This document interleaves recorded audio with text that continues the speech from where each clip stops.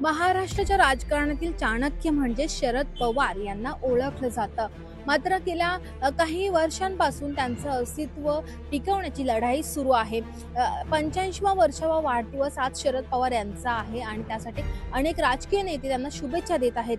दिल्ली येथील त्यांच्या निवासस्थानी पोहोचत आहेत आणि सर्वात महत्त्वाची गोष्ट म्हणजे ही आहे की जे अजित पवार राष्ट्रवादीमधून बाहेर पडले ते पहिल्यांदाच शरद पवार यांना वाढदिवसाच्या शुभेच्छा देण्यासाठी दिल्ली येथील निवासस्थानी पोहोचले आहेत. त्यामुळे त्यांच्या या भेटीगाठीमुळे अनेक तर्कवितर्कांना सुरुवात झालेली आहे. अजित पवार यांनी आपल्यासोबत अन्य जे सुनील तटकरे असतील, बाकीचे नेते असतील, खासदार असतील त्यांच्यासह दिल्ली येथील शरद पवार यांच्या निवासस्थानी गेले.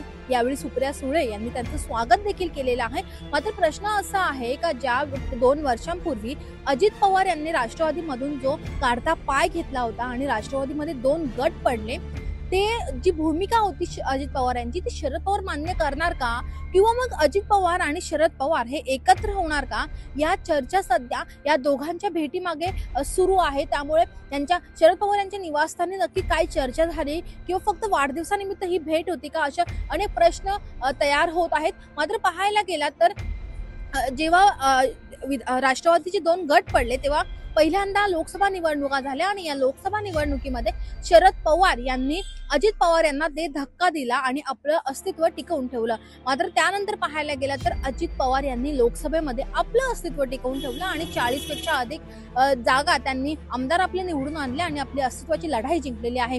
त्यामुळे आता शरद पवार यांना अजित पवार यांचं जे भूमिका घेतली होती किंवा त्यांनी जो दुसरा गट पाडलेला आहे राष्ट्रवादीचा, तो त्यांना मान्य आहे का, किंवा मग अनेक गोष्टी अंतर्गत असतील त्या त्यांना मान्य आहेत का, किंवा मग हे 2 नेते एकत्र येतील का, या सर्वच गोष्टी आपल्याला आगामी काळात कळणार आहेत. मात्र तोपर्यंतच ही सर्वात महत्त्वाची गोष्ट असणार आहे की अजित पवार यांनी जे शरद पवार आहेत त्यांना शुभेच्छा देण्यासाठी निवासस्थानी त्यांचे स्वतः पोहोचले आणि त्यांना शुभेच्छा दिलेल्या आहेत.